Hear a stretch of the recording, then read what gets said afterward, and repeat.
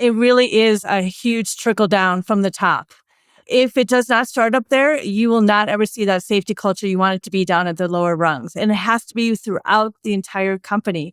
So making sure that leadership starts and sets the tone and, letting the rules be the bad guys, just saying, these are the rules, default to that.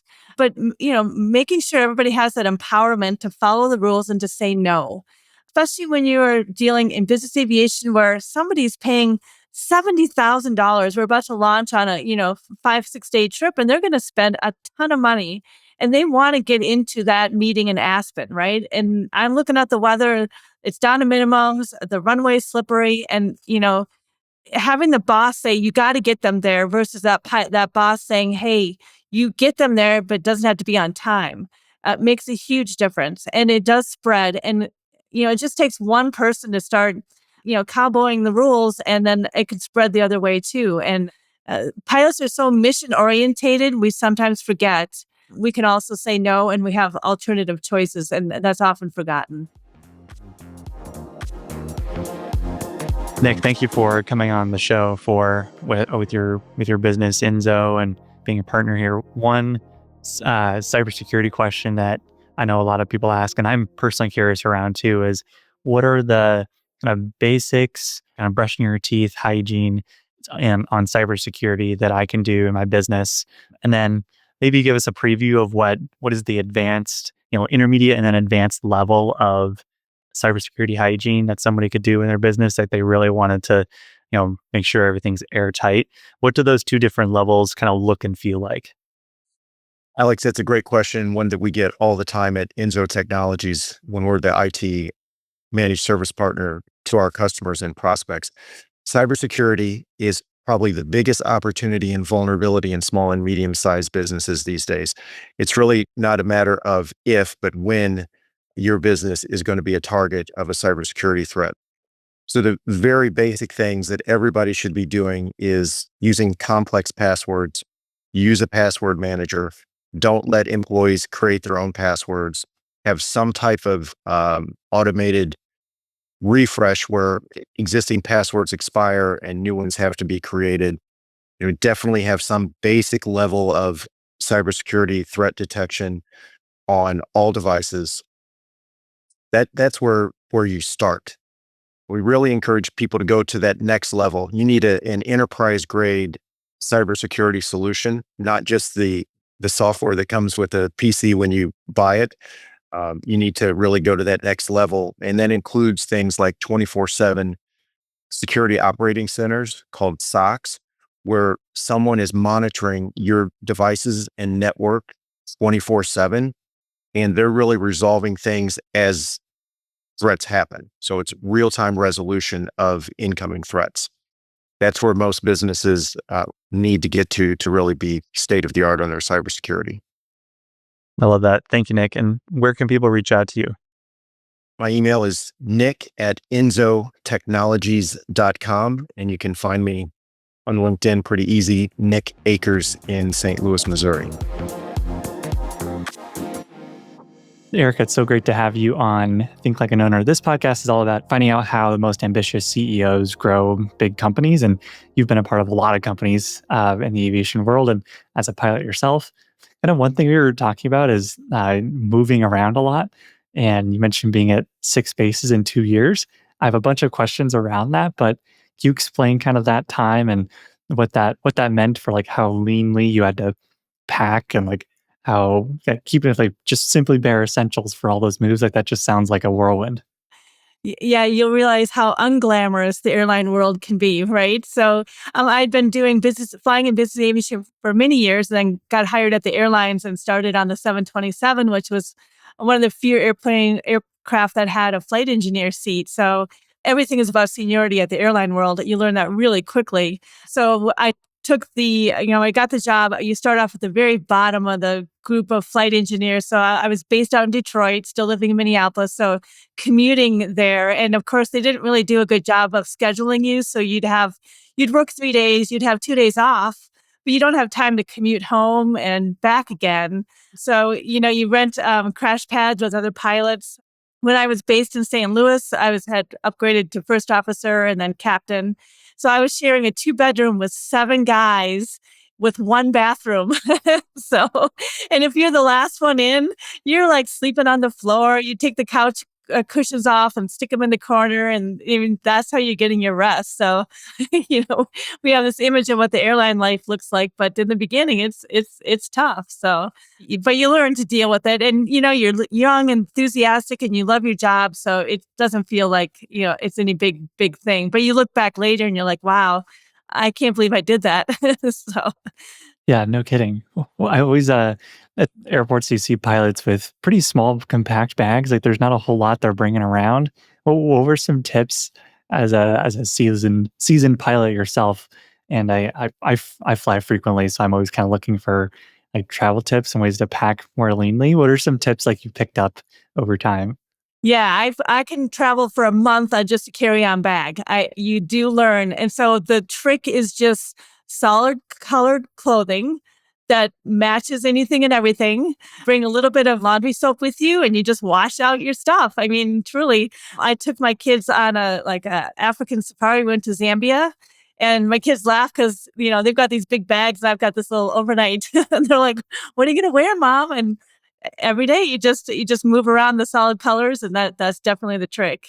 I know we're visiting family or we're going somewhere where there's a washer dryer, I'll pack for half as many days worth of clothes, and that does save a lot. Bringing an extra pair of shoes tends to add a lot of bulk, but the clothes savings if you have washer dryer, you're right, that's a big deal. Yeah, absolutely. Especially when you're hauling extra, you really just can't get by without having extra shirts for the uniform. So you're saving room for all of that. And yeah, I used to have like a dozen shirts because at any given time, I just didn't have time to launder them. In the hotels, I learned really quickly that it's actually pretty inexpensive to have them do laundry. And like, oh, this is great. So, and then I learned, I was down in Texas one time and I had been on the road for like 10 days. Finally, I'm like, okay, I'm just going to have them, do the laundry. And I had jeans and stuff. And I didn't realize in Texas, they starch and iron your jeans.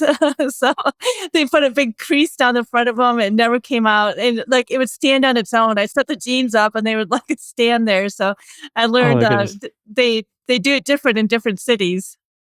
Well, yeah, no kidding. What were some of the planes you got to fly? You mentioned the 727, but what were some others you were on? And is there a favorite or maybe a job or role that stands out to you most?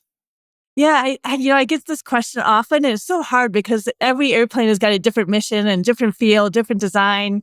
So it's like comparing apples and oranges. But I tell you what, some of the most fun I had was like in the straight up, just the Citation 500 series aircraft, the S2. I had so much fun in those because we were doing all the Minneapolis to the mountain airports when I was flying corporate. I flew one gentleman every Thursday. We would take him and his family out to Telluride from Minneapolis. And it was just, especially coming from Minnesota, flatlands, first time coming into Telluride, I'm like, this is Shangri-La. There's waterfalls in all the corners, and you fly into this box canyon, and it's just, and it was a pilot's dream because it's such a challenge. Every time you go in there, the windsocks are doing different things. And this is before they fixed the runway. So there was a big dip in the runway. It was shorter. And if you've ever seen Telluride, at each end, there's just a drop off. It's a cliff. So if you are not, ready to take off, it's going to decide for you. You just go off the end and you're in the air. So, I look back and that was just the most kind of fun flying. But the 727, nothing beats that. We got to do all these weird charter flying with it because it had one unique thing. It had aft air stairs. And it sounds like such a minor thing, but we could get into all these tiny airports because we did not need a jet bridge. We didn't need any airport services. So we had our own APU and everything. So we would fly all the baseball teams, football teams, like the Nebraska Cornhuskers. We'd go into these little tiny airports. I got to fly the WWF wrestlers back in the day when they were, the Claw and all those guys. And we would not, it wasn't in going into the big cities. It was little tiny airports, little tiny towns outside the major cities. And we just had so much fun. Every day was completely different. No 2 days are the same. That's kind of what I liked about the aspect of the aviation world I was in is I did all the charter flying, not just the main. I mean, I did all that too, but it got punctuated with these really crazy trips. Yeah, no kidding. Those aft stairs are, I'm sure you've read about DB Cooper Oh yeah. jumping out of the back of them. And then I didn't realize that the next year, there were 12 other identical hijackings, Yes. none that were successful, but 12 people tried to imitate that, his whole hijacking. And they built a vane or like a flap or a latch that would keep it closed during flight called the Cooper vane. Yes. Man, that's fame is having an aircraft part named after you. Isn't it? I know. And I had the opportunity to meet the first officer who was on the DB Cooper flight and hear his side of it. So, but I'll keep your secrets quiet. So, he has his own version of what he thinks happened, but it'll be the great mystery. We'll never know. That and Amelia Earhart. Well, I don't think we're ever going to know. Yep. Yeah. A lot of big mysteries. What were some quirks about the 727? I don't think I remember flying on many of them as a kid. I flew on more MD-80s as a kid and then some DC-10s. So a couple kind of 2 and 3 engine aircraft. But what were some quirks of the 727 that stood out to you? What made it fun to fly? Oh my gosh, how much time do we have? Well, I tell you what, the first thing it did, because it was such an old airplane, and we were the last to actually fly passengers on the 727. This is 1950s and 60s design that we flew up into the 80s. So every time you come on board, we'd have a can for the mechanical tracking in the logbook. And every time there's something wrong with the aircraft, you can fly airplanes with things that are broken as long as it's on the MEL list. So we'd have these stickers that you put on. And so anytime you'd walk on board, there's always a list of stickers of what's broken. But what that does, it really makes you learn the aircraft systems. If something's broken, you have to know how it affects all the other systems. So I think what really got me into aircraft systems and propulsion. I ended up teaching it later at a university and over at some of the training facilities. But the very first time landing the 727, I still remember how weird it was because you have all 3 engines on the back of the fuselage, not wing mounted engines. They're all in the very back. So if you think about your weight and balance and what that looks like, as soon as you pull the power out and you don't have all that lift now on the wings, that heavy tail section pulls the nose up, right? So during the landing sequence, when you're slow, you have all these huge flaps out and you're bringing the power in. But as soon as you pull that power off, the nose pitches up. So you have to push down during your landing sequence. So the first couple landings, you're in the sim, so then you can, really mess it up. But just an awkward moment for a pilot to be that close to the ground and you're having to push down on the yoke. But once you learn it and you learn to listen to the airplane, I mean, it's just beautiful. You could just touch down on those mains, and then I would pop the thrust reversers and just pull the nose, let the nose come down slowly. So once you get it, it just clicks in your brain. But those first awkward landings, you're like, what am I doing? It just feels so weird. So, and that airplane was a Mach 9.0 airplane. I mean, now you're flying around Mach 7.7 on a good day, right? And we had to slow that thing down. It wanted to go. It wouldn't go very high because it was so heavy, fuel inefficient. We'd have to burn a lot of fuel before we could get up to the higher altitudes, but it was a fast airplane. When we got to fly that thing empty, we were all begging to fly because it was just like, flying a little rocket ship. So yeah, it was built in the days where they didn't care about fuel. They didn't care about anything except building just a really good airplane with all these backup systems, and just the engineering design way back then before computers it's absolutely amazing what the human mind can do. It's a pretty wild machine. There's a friend, talking about machines, there's a friend who, ran a company many years ago, and he used to fly the Concorde back and forth as part of his commute, New York to London. He did that like twice a week for years and loved it. And that seems like that's an experience I missed. The Concorde, I think, went out of service, 2008, 2007, somewhere in there. And we'll hopefully Boom Supersonic gets going and we get to have supersonic travel again. But I've not flown point 0.9 before. That sounds like a lot of fun. Yeah, Boom is right here in my backyard in Colorado. I know they're moving their production facilities out of here, but I was had an opportunity to meet with the owner and listen to his journey and their passion for getting it done. And I can't believe we've gone this long without a supersonic aircraft. So it's getting really close. So in the next few years, hopefully we'll be breaking that sound barrier, at least over the ocean. So and delaying that boom, sonic boom. And they've found a way to go past Mach now without creating that huge window breaking noise. So it'll be interesting to see what happens. That will be, yeah. Oh, so when did you transition from flying to teaching? What drove that?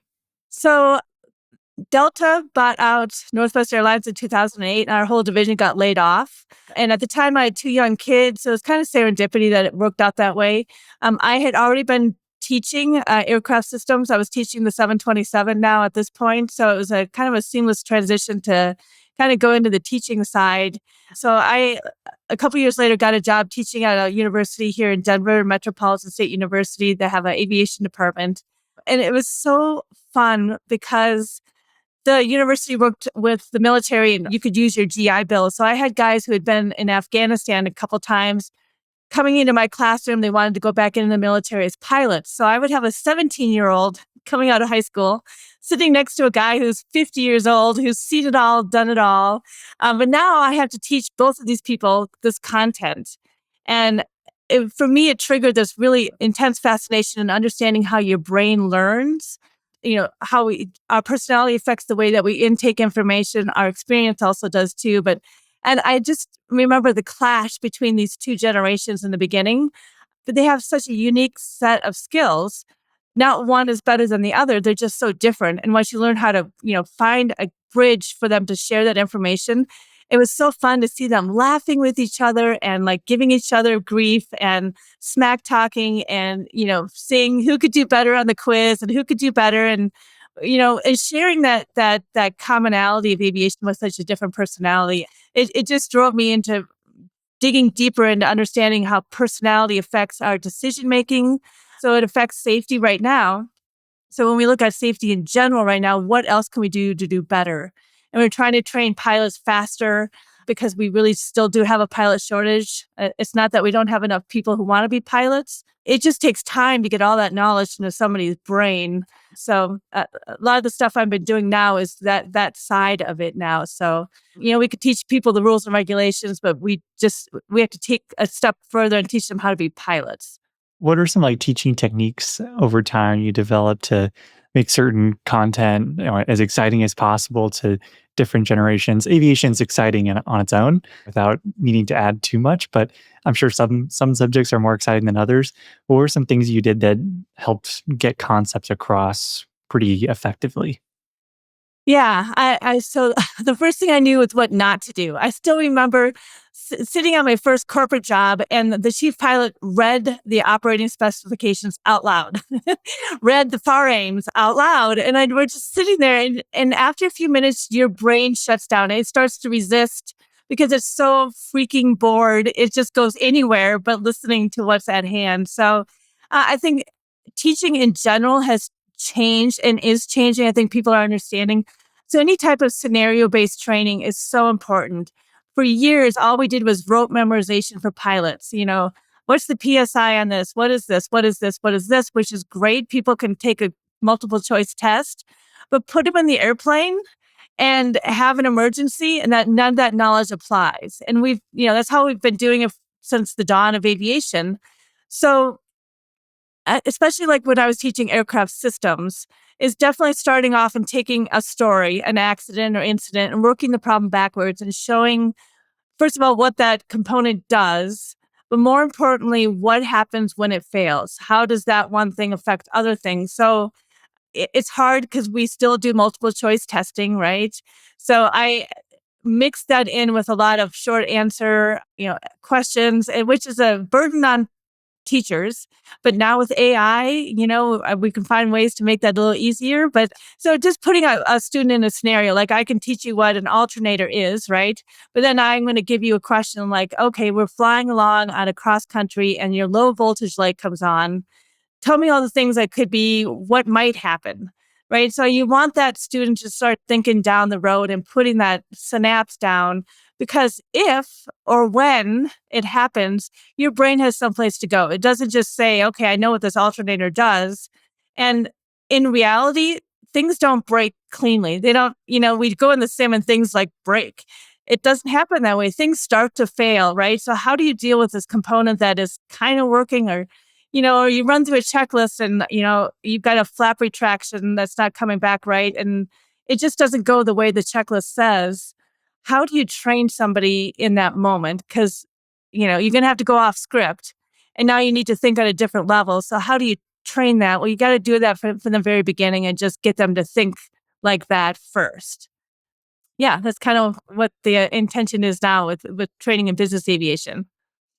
Yeah, and pick up some of the kind of that gut feeling and instinct over time too, from seeing enough different scenarios that you have sense for, a couple like that, those conclusions or kind of second order effects come faster to you. How do you get more reps into pilots before during that training? How did you? Are there ways to speed that up, or is it just it takes time? There's no, there's probably no shortcut, but we're just going to get through a whole bunch of them as much as we can. Well, I kind of learned it by accident and out of pure hatred of a moment. I look back on it now, it really was the key. So when I was at the airlines, I would train at NATCO. Northwest Airlines had their own facilities, and then they would contract out with Pan Am down in Miami when they were extra booked. And of course, I always had the 10 p.m. to 2 a.m. session. You're exhausted. But I had this one examiner, instructor. He was an old dude. He's in his 60s. He wore cowboy boots, and he'd always have his feet up on the examiner's table back there, just causing you grief. But we go in the simulator and we already know exactly what we're going to be doing. We're going to do V1 cuts. We're going to do everything in our operating specifications. We already know what we're going to do. But this guy, and so it's hard because when you go in the sim, your job is on the line, right? It's a matter of, if I bust this ride, I could be out of a job. And now with the pilot record database, all of your failures come with you your entire career.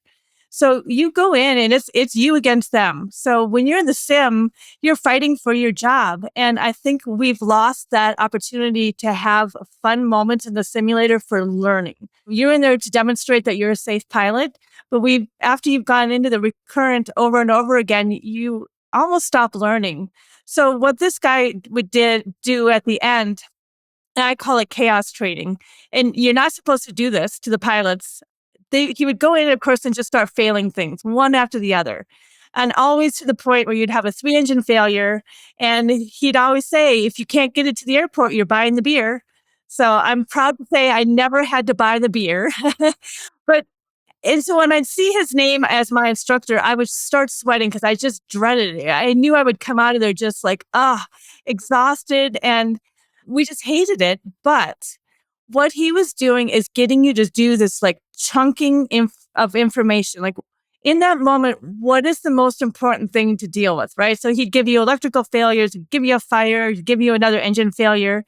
So in your brain, without a checklist, you had to automatically speak to your team and like quickly make a decision and make it, make it right. You come back later to see if that was done properly, but it made you instantly understand the most important thing at that moment, deal with it to the point where you can move on to the next. You could never solve it.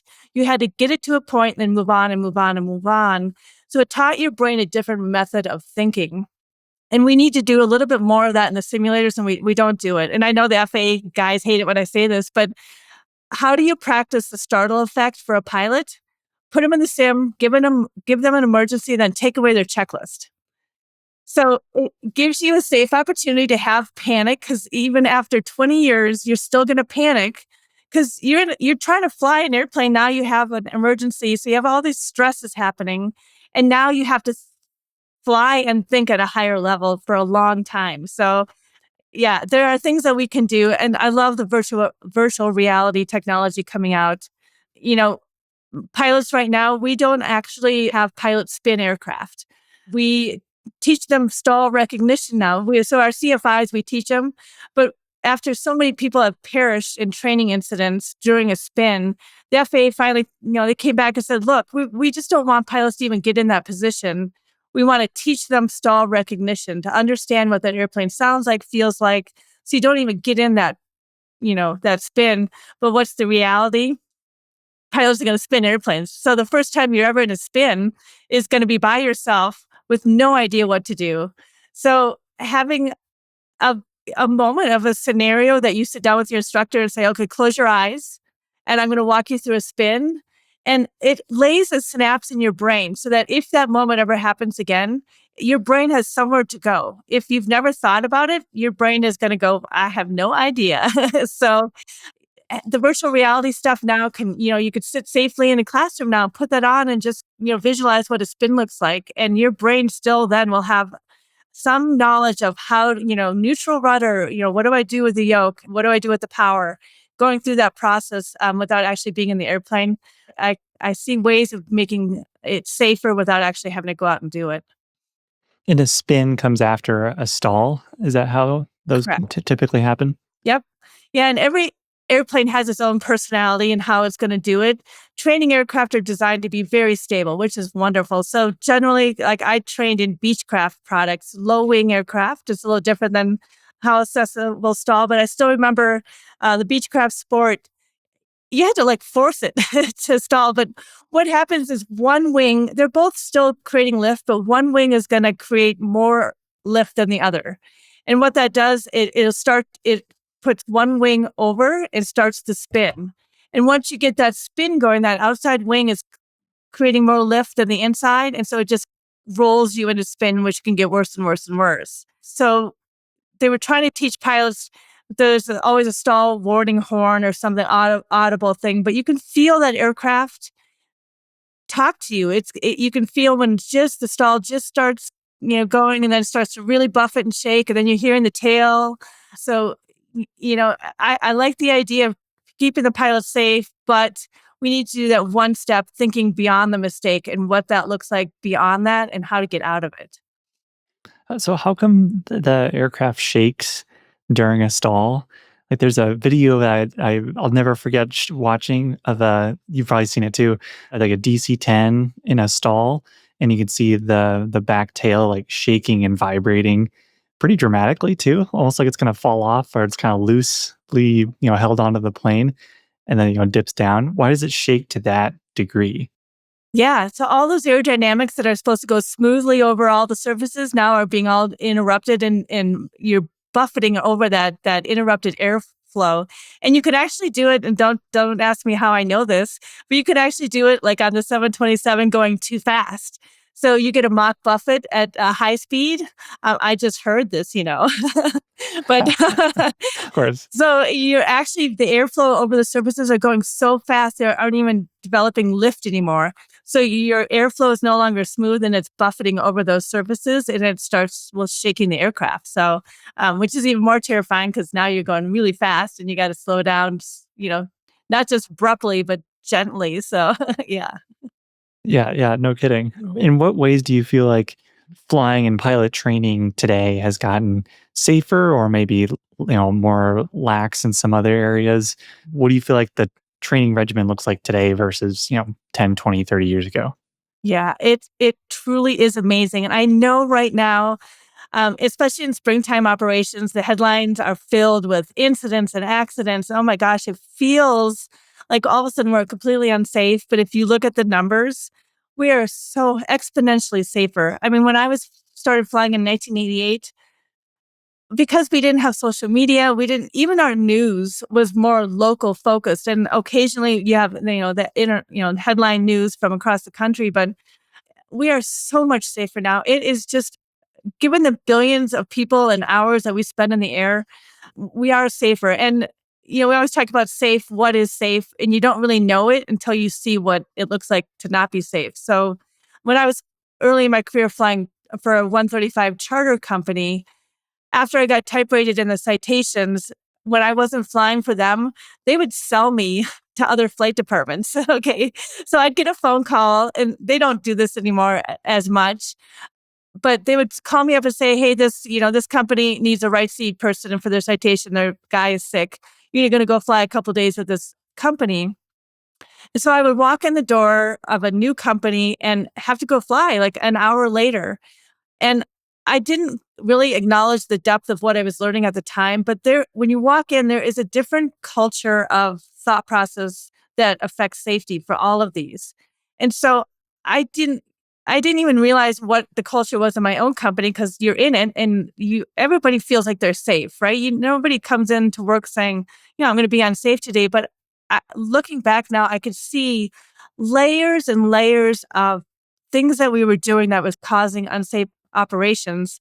And we actually had two fatal accidents. And with pilots that had, a lot of experience, and I look back now and really the driver was the safety culture of the company. It wasn't necessarily the skill of these pilots, it's the operations they were doing and making decisions based on that pressure that they put on the pilot. So the industry as a whole has done such a better job, especially in the Part 91, Part 135.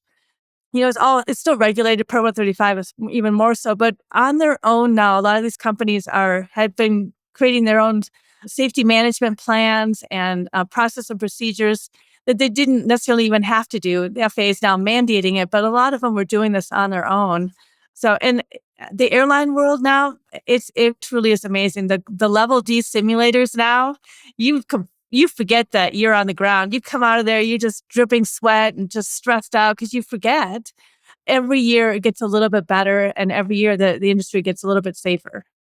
So when you would spend time in companies that had a better safety culture, or maybe even a great one, what did that look and feel like? Like if I spent one day there over the course of a week at each of those companies, what maybe little things or big things would I pick up on? Yeah, and it was so interesting what it was. And it was usually like the captain would right off the bat say, "Hey, we're not in any hurry. We're going to make sure everything we do is under standard operating procedures." They had a plan. It was just a joy to work for a company where you felt safe, and you don't really pay attention to that or what's causing, that stress in an environment.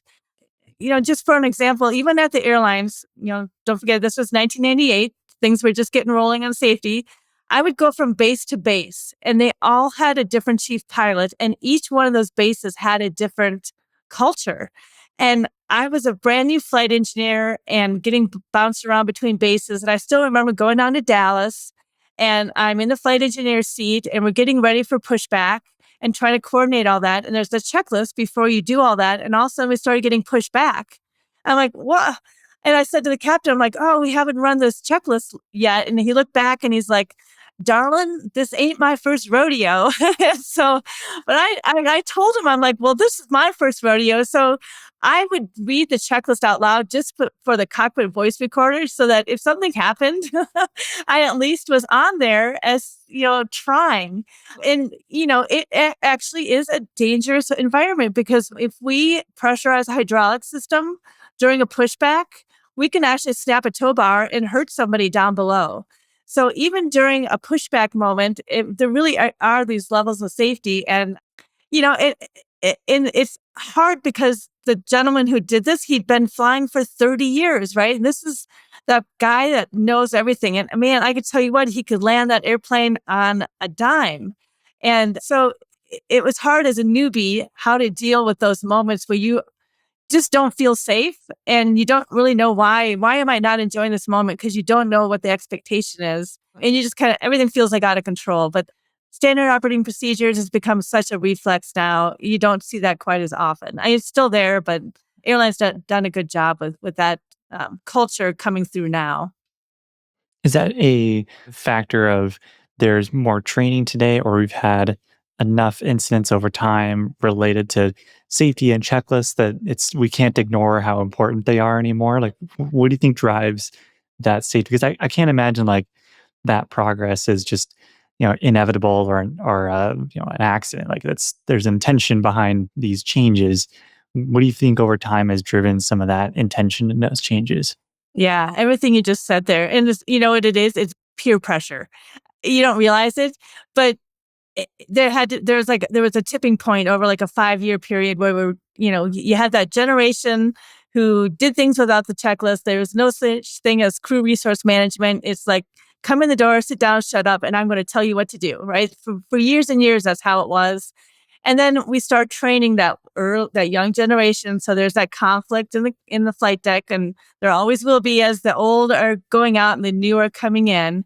But after that, 5-10 year period where everybody coming in had been trained on safety or standard operating procedures over and over again, it just becomes where if you do a one-off, everybody's like, what are you doing? And, so it keeps that person on track again. So yeah, it takes time to get that whole process and mindset to change. Everybody complains about the next generation coming in, but I love it. That mindset knows now how to communicate with all the technology out there. It's just a second language for them.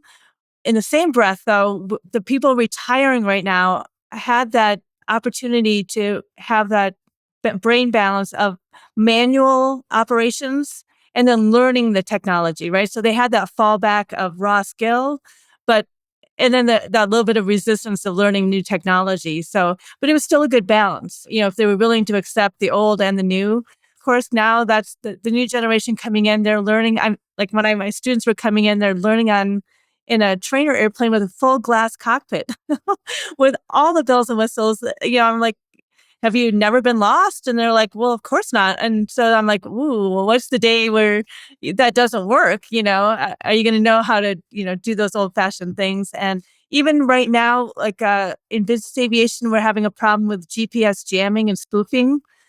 I don't know if that's, if that conversation's made it outside the aviation circles, but it is a concern because once GPS has been integrated in everything, we took out all of our raw basic, like our NDB, ADVF navigation, which is this like most rudimentary thing you could think of.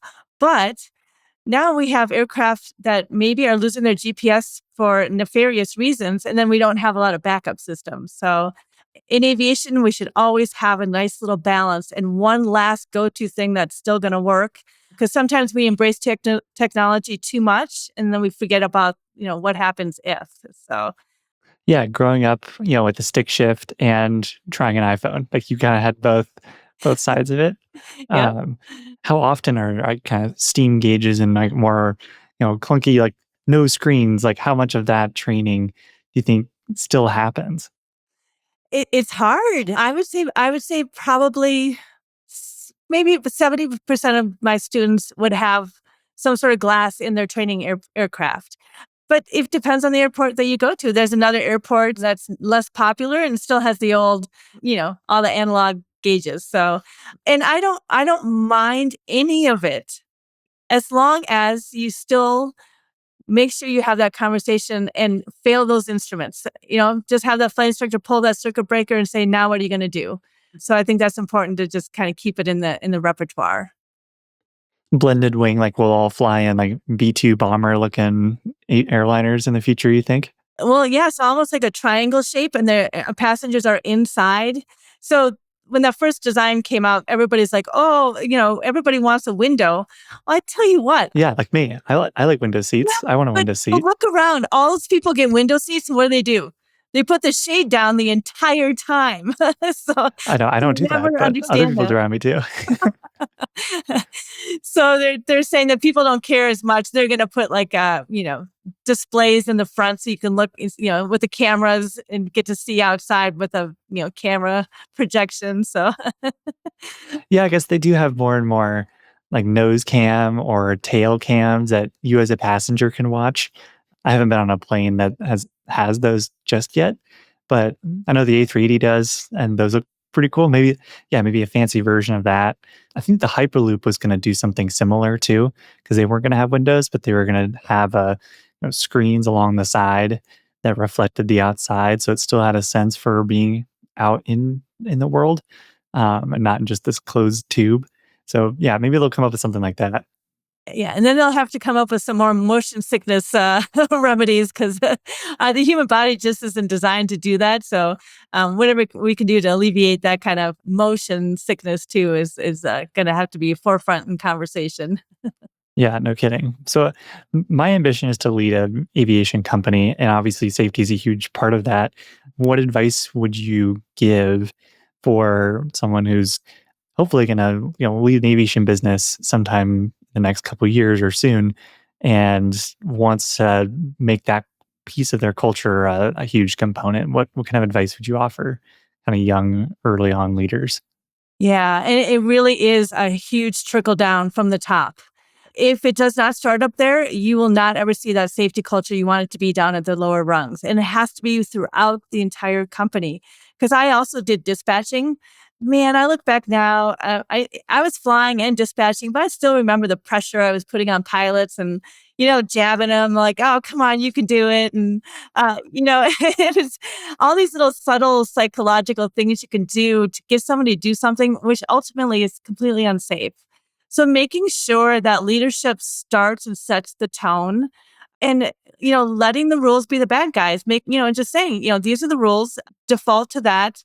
But, making sure everybody has that empowerment to follow the rules and to say no, especially when you're dealing in business aviation where somebody's paying $70,000. We're about to launch on a, 5, 6 day trip and they're going to spend a ton of money and they want to get into that meeting in Aspen, right? And I'm looking at the weather.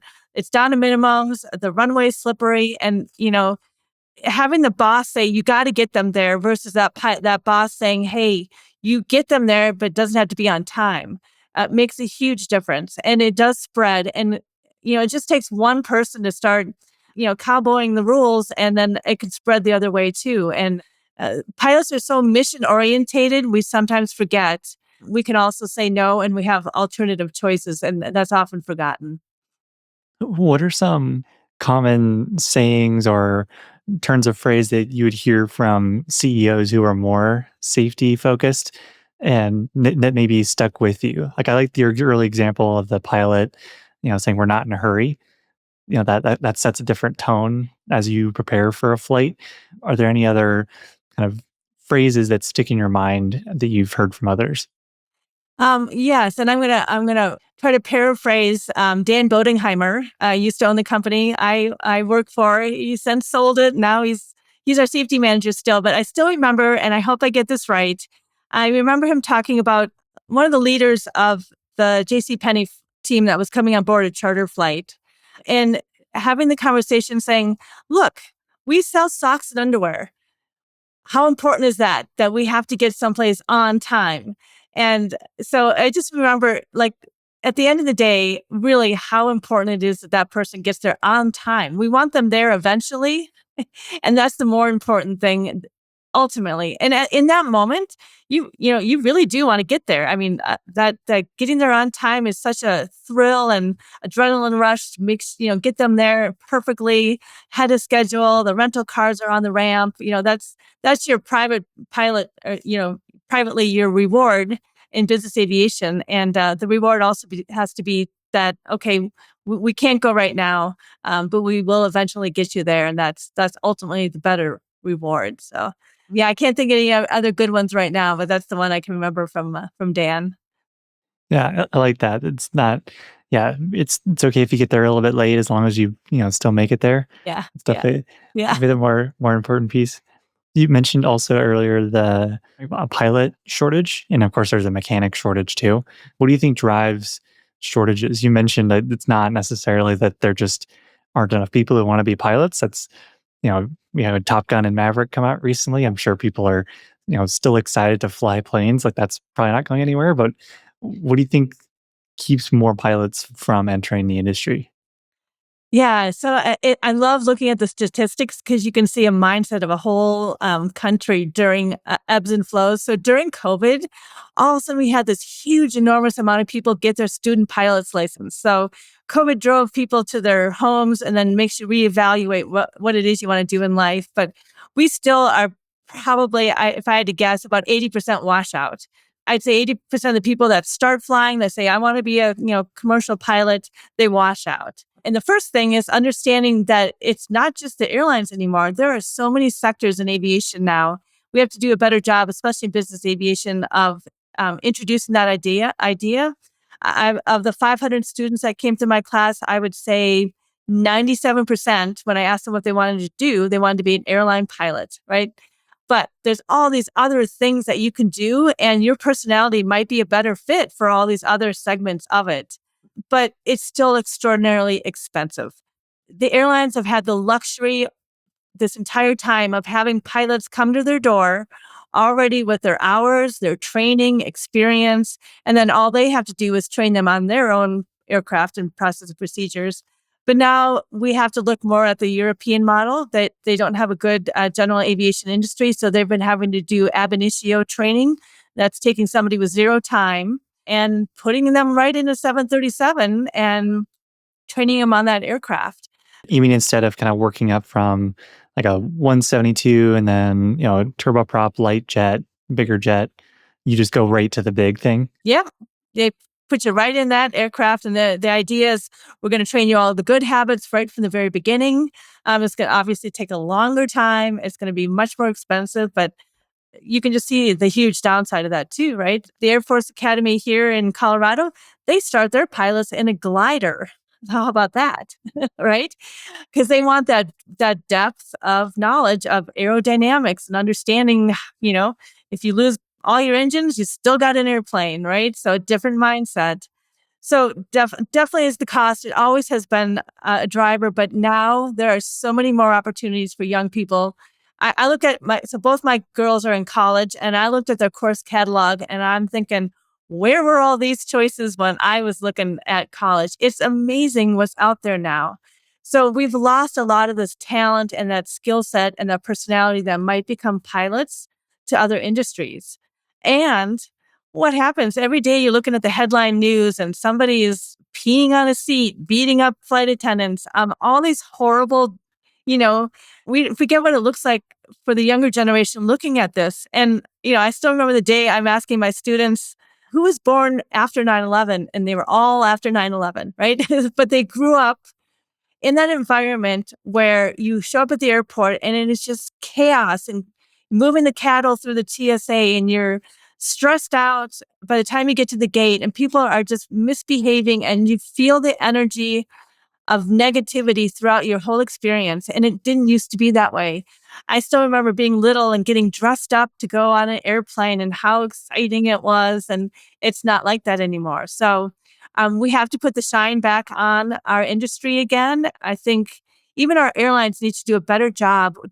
When I was growing up, we had all these glorious aviation commercials of, advertising for the airlines and it looks so glamorous. And we don't do that anymore. They don't have to. You don't have a choice anymore. You really, now there's so much alike. If I have to go to Cleveland, I look and I'm like, who flies to Cleveland? I grab the one and the pricing is almost the same. Even though we have the low cost carriers, if you bring in the services that you need, you're almost paying the same as the other one. So, but it's our fault. It's capitalism at its best. We've driven the market to do what it's doing right now.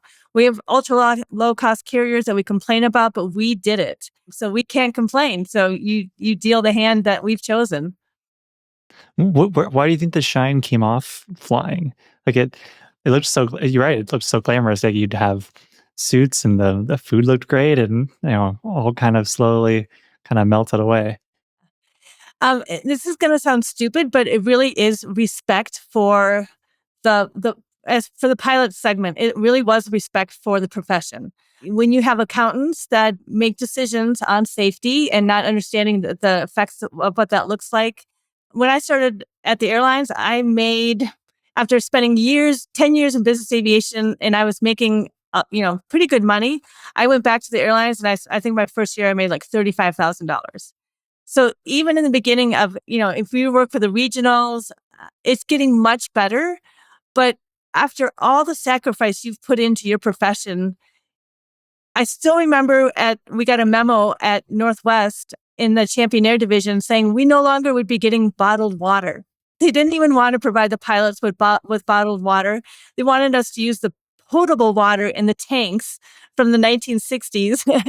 I know this sounds minor, but it's a degradation of the respect for that position. And we had a pilot glut. We had tons of people. People were paying at the charter company I worked at People were paying $50 an hour to sit in the right seat of a King Air with passengers. So we had in the 1980s, we had 800,000 people that had at least their private pilot's license. Now it's down to about 520,000. So our pool of people to draw from, even though that's a lot of pilots, most of those people don't even want to become airline pilots. So we have a smaller pool. We had years and decades of low pay, being on the road 20 days of the month. That shine kind of wore off, and it's kind of plateaued. I see we're on the edge of it, but all the industry needs to do a better job of making sure the public knows, especially when all that DEI conversation started coming out. For anybody to think that I got my job because of some sort of DEI thing, it's just all the women out there, we just groan because if anything, we come in with higher hours, more experience. We've had to prove ourselves more on different levels. And just to have that perception of women in aviation being degraded over the last couple of months, it's hard. It's hard to encourage the next generation when you see that kind of thing going on out there. So we all as professionals need to do a better job of mentoring that next generation, showing them really how truly wonderful it is. We forget. It is an incredible profession. The camaraderie within the organization is just amazing. So yeah, I think we all could do a better job with it. What do you think? What would you recommend like an individual company do? Like one of your clients or one of your 135 or 91 clients, like what could they do that would bring some of that, you know, excitement and energy back? Yes, good question. And it's so easy. And this is what's so frustrating. Before 9/11, before the airports got locked down, I'd go out I flew out of the Flying Cloud Airport in Minnesota. People would come out and they'd open up their hangar doors and they would come and hang out. There was an old warbird museum on the field. They would be flying the warbirds on the weekends. I took it for granted how cool it was to have them there. But sponsoring local events at the general aviation airports, and having open houses, little air shows, we used to do that all the time. We don't do it anymore. And that is that moment where that little kid has that tipping point going, how cool is this? I want to go fly that Falcon. I want to, seeing an airplane like that sitting on the ramp and being able to walk up to it and touch and feel it is such a different thing than just seeing it on a computer screen, right? And then meeting the pilots and thinking, all right, these guys really aren't that smart. They aren't any different than me. I could do this. You need that moment where you think you can do it, and we don't do that. And there's such a disconnect from that dream and then actually thinking you could do it. So it doesn't take much. In your local community, having an aviation day open house is super easy to do. Just get a few airplanes pulled out there and just let kids crawl through them. What a simple way to introduce people to the aviation world. Yeah, no kidding. It seems like a good idea too for management groups to have clients who can come by and, meet other clients in the company and, you know, you can all like compare like who's got the coolest jet and, other kids can come around. And so it'd be a nice, fun kind of mixture and probably just a fun way to get everyone talking to each other. Absolutely. Yeah. Yeah. Cause I'm near the Centennial Airport here in Denver and all the hangar doors are closed and people have no idea. There's like probably $1 billion worth of hardware sitting on the ground over there. Oh, at And least, yeah. yeah, I mean, what a great way to just, have an open house day and everybody goes over to one ramp and they, you know, I understand there's huge security issues and you don't want the general public crawling through your $40 million airplane, but there are other ways maybe of introducing the public in. So, and Yeah, it's you hard. get the red rope, around the edge, and you can make it look nice and fancy, and still get kids kind of walking around and stand at the edge and look up the engine or something like that. There's all kinds of like cool things you could still do. Yeah. And I know that perception these days is hard. There's a lot of environmental groups that are anti-aviation. So there's concerns about that as well. And I get it. So a lot of companies keep a very low profile. But I tell you what, those airplanes are used for work. They are a tool within an organization that makes all the difference. And they can't be successful if they can't move their executives around to meetings on a daily basis. Yeah, a lot of the Europe net zero goals seemed pretty hard to achieve, at all, but especially now, when we have pretty low production of SAFs and electric aircraft doesn't seem to be getting that much closer. at least at scale. People are trying out, or there's articles about hydrogen aircraft. Hydrogen has a lot of its own challenge with storage and whatnot, but it just seems like a incredibly hard problem where just grade A jet fuel is still a pretty phenomenal energy source and really not going to go anywhere. Yeah, yeah, and I think I need to look this up, but I heard rumblings that even in Europe right now, they're really trying to ban 100 low lead. That's kind of the last hang on for the old technology, and so there are alternatives. And I'm seeing like there's a seaplane company that has been all electric for many years, and it's operating successfully. So it's just like you said, it's that scale, right? We have to start somewhere and build on. But even by aerospace, they're developing the electric airplanes for training aircraft. Once that happens, it will change the cost of becoming a pilot, which will encourage more people in. So it's a back and forth. Yeah, that's a good point. I hadn't thought about the cost of training going down as a result of electric. But what's the electric seaplane company? What's that one called? And I'm going to get it wrong. Are they in Vancouver, I believe? And it's perfect because there's short hops, right? We still don't have the range for long electric trips, but and I'll have to look it up here. But they've been operating for a few years. I can't think of the Harbor name. Air? Yeah, that's it. There we I, go. I just uh, Googled it and found it. It kind of reminds me of Kenmore Air yeah, out of Seattle with the seaplanes that you can do tours or fly over to Victoria or some Friday Harbor. yeah. This is neat. I'll look this up later. But Erika, thank you for coming on the podcast. This has been super fun. It was great to meet you at SDC in New Orleans. I hope you got some good food Oh yeah, while you and Alvin and everyone else were there. Excited to see you catfish. guys again. Yeah, oh, wonderful, wonderful, amazing. I had another whitefish. I'm blanking on the name, but it was also really. It wasn't a catfish. It was something else though. But it was phenomenal. It was really good. Yep, that's New Orleans. Yeah, man. Yeah, come back covered in grease and happy. Yes, very happy. Yeah, well, good to see you. Thank you for sharing your time. Thanks for having me on, Alex. We could talk about a million things in aviation. That's what I love about aviation.